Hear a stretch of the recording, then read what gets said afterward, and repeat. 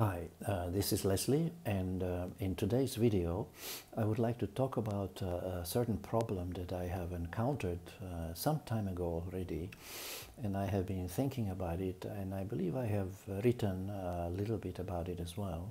The topic I would like to talk about is the allegation, if you like, that Revelation, in particular the Quran in this case, contains what people have referred to as, I quote, ambiguous, or I quote again, unclear words and verses. When I first heard this allegation, I was quite surprised because I thought of the Quran as a clear book. After all, the Quran presents itself as a clear book. The Arabic term is Kitabul Mubin, the book that is clear, or the book that makes things clear. What struck me about this allegation that the Revelation or the Quran features unclear or ambiguous verses is the fact that it flies directly in the face of what the Quran says about itself. As I mentioned, the Quran presents itself as a clear book, and this allegation that the Quran contains unclear verses caused me a degree of consternation, and I was puzzled because, as I mentioned, not only does the book present itself as clear and free of any kind of imperfection or flaw, but also my personal experience has been that I found it actually very easy to understand. The idea that the Quran contains unclear verses, I think, is very problematic, especially because it, as I said, contradicts the teaching of the Quran itself. And when we say that some of the verses of the Quran are unclear or ambiguous, we are indirectly rejecting a part of the teaching of the Quran, which says that, after all, this is a clear book. And moreover, who can explain better than Allah? You know, when the Mufassirun, or the writers of interpretations, write an explanation or an interpretation of the Quran, there's an assumption not only that there are some unclear verses, which I don't believe is the case, but also that they can somehow explain matters better than the author of the book itself. Now, to me, that sounds like quite a preposterous suggestion. In fact, I believe there was a Sahaba who declared one time in connection with this debate that, I quote, "Nobody explains better than Allah," end of quote. So I think we should not jump to conclusions that human beings can express the meaning of Allah subhanahu wa ta'ala better than Allah did himself. So we have seen that, in fact, there have been exegetes who have written volumes and volumes of explanation and exegesis on the Quran. Now, of course, not all of this exegesis is explanatory. Some perhaps has to do with the application or the implementation of revelation, so I suppose that would not be quite the same thing.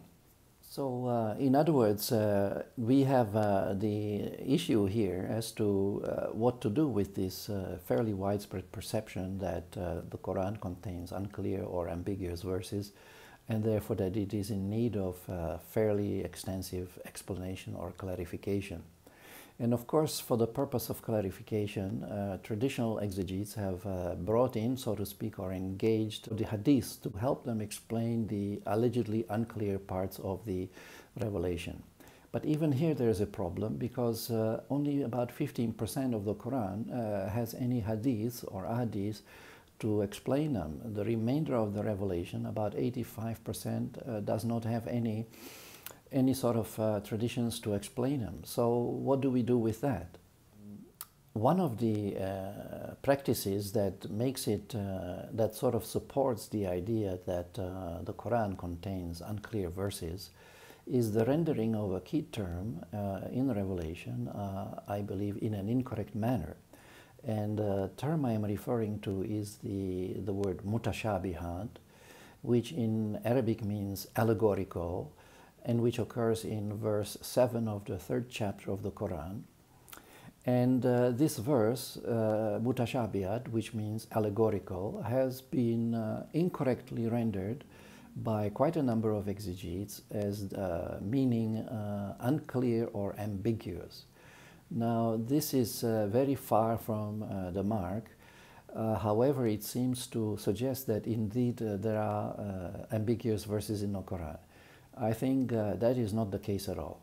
Once again, the problem with alleging that the Quran contains ambiguous verses is that it seems to impute imperfection to the Quran, while the Quran itself presents itself as a flawless document, indeed as inimitable.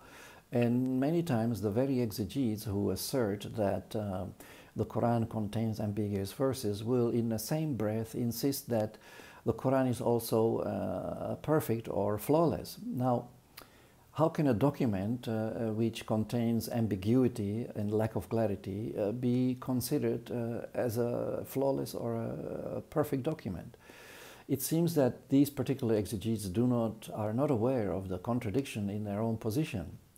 And this is hardly surprising, because when we go back in Islamic history and study the development of the process of interpretation of the Quran, we come across an interesting fact, which is that there was a point at which the exegetes declared basically that the use of reason to understand revelation or to do interpretation of revelation was or is, according to them, a form of kufr or disbelief. They have even produced a tradition to this effect in which the Prophet, peace be upon him, allegedly said that anyone who is using his reason or intellect to interpret revelation or the Quran is committing an act of disbelief. I should add that this particular perception arose in the context of the struggles between the traditionists and the rationalists over the issue of what is the best way to interpret or to articulate the meaning of revelation, the meaning of the Quran. The rationalists insisted that reason was the right way to proceed, while the traditionists insisted that we should follow tradition in our interpretation of revelation. But in any case, the result of the labeling of reasoning as something that is associated or in fact is a form of disbelief, the result of this contention was that any Muslim who wanted to be perceived as a pious Muslim would have a very strong reason, as it were, to reduce or perhaps give up altogether the use of his reason in any attempt to understand revelation. This person, in other words, would become entirely at the mercy of the people who, strangely enough, were allowed to use their reason to provide their articulation of revelation, and these very same people would then expect other people to accept their version of or their interpretation of revelation without actually asking any questions, but simply blindly following their interpretations of the revelation. So what I'm trying to suggest is that the very experience of encountering the so-called ambiguous verses in the Quran is likely a result of the decline in the use of reason in understanding revelation. I mean, how else can you understand anything if not by using your reason? So if you stop using your reason or reduce it significantly, do not be surprised that any particular text, and that's not only the revelation, but any particular text will begin to appear less than comprehensible to you, and that you will begin to encounter in it passages that may strike you, passages or words that may strike you as ambiguous or unclear.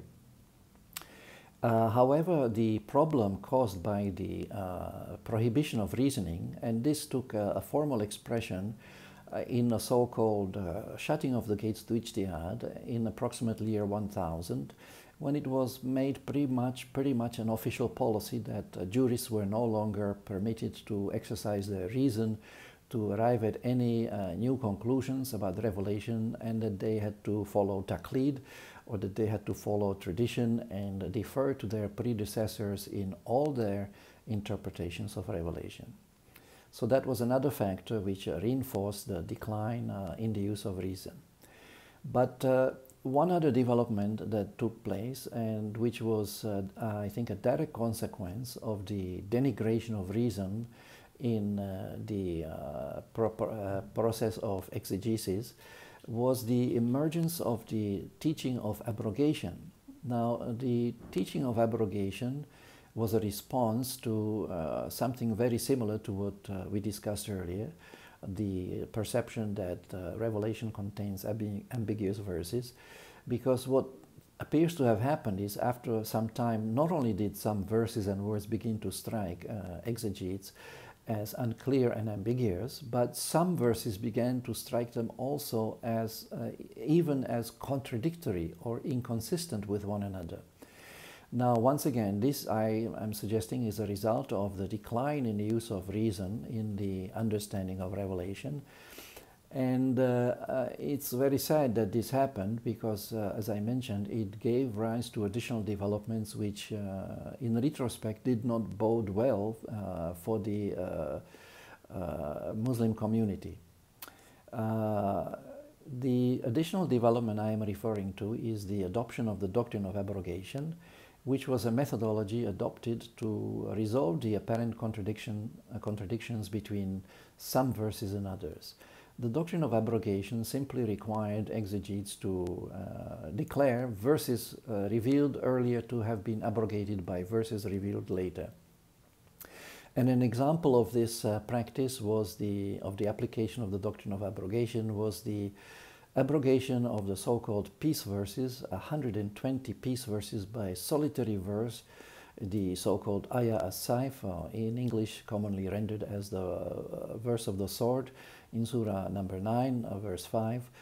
And according to this teaching, this single verse abrogated, as I mentioned, no fewer than 120 of the so-called peace verses, which all in one way or another promoted peaceful relations between Muslims and the people of the book, and also which promoted reconciliation between different sects and different groups of people. So now the abrogation of the peace verses by the ayah as-saif essentially gave rise to what we can think of as political Islam. The cancellation of the peace verses in the Quran by the application of the doctrine of abrogation in effect transformed Islam, the original Islam based on revelation, into a political expression of the religion, which has been, in this case, stripped of its teaching of peace. And as such, it provided a kind of ideological rationale for waging wars of expansion to enlarge the so-called realm of peace at the expense of the realm of war, or in Arabic, as the expression goes, to enlarge the Darul Islam at the expense of the Darul Harb. So the application of the doctrine of abrogation to the peace verses, in other words, enabled a kind of re-articulation of Islam, which sanctioned in some ways the expansionary policies of the Muslim empires in the past. But as history has shown, and we have seen it, for example, in the twin defeats of the Turks at the gates of Vienna, the long-term implications and consequences of this, of acting on the basis of this ideology, which, by the way, resembles quite eerily the so-called clash of civilization thesis promoted by Samuel Huntington, but of course this time from the Western side rather than from the side of the Muslim community. So, in other words, this doctrine of abrogation has worsened the relations between Muslims and non-Muslims, and therefore I think it requires attention. So I think we will conclude this presentation simply by noting that in order to understand Revelation properly, we need to approach it on its own terms, and we need to approach the Quran on the assumption that it is indeed a clear book, as it claims to be, and that we should try to resolve any inconsistencies or discrepancies or ambiguities first by referring to the text itself, and then seeking whatever alternative ways may be available. So I think that's all for now. Thank you very much. Assalamu alaikum wa rahmatullahi wa barakatuh.